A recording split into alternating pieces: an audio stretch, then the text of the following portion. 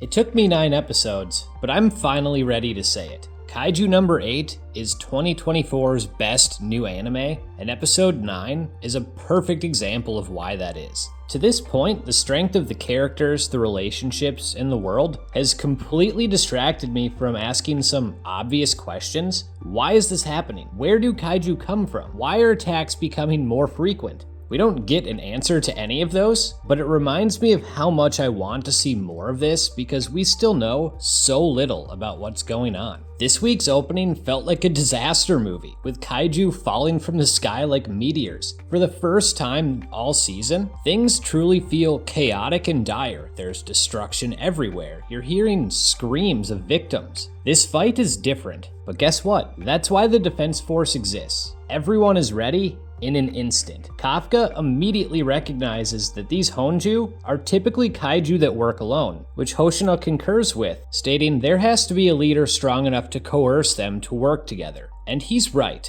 Kaiju number 10, at least that's what I'll call it, has arrived. And this highlights one of the other things this show has handled so well. Kaiju number 10 is nothing like Kaiju number 9. As I said in the previous video, 9 feels alien. It doesn't react or emote how a human does. 10 feels like an anime villain. 10 fights for the thrill and wants to fight and kill the toughest opponents possible. That fighting pride leads him to Hoshina, who smartly moves the battle away from the others so he can really let loose. But there's more to the squad than Hoshina, and per usual, the rest of the squad provides their value as well. Last week we saw the camaraderie that the Defense Force has off-duty, and this episode, we see the coordination they have in battle. It really does feel like a true unit, and this show is so good at highlighting that in really fun ways. When Kafka points out that these Honju are weak from the back, the squad pivots their strategy to follow suit. But then the kaiju reveal that they were preparing for that and counter by having others backing up the Honju to protect their weak points. It felt like a chess match.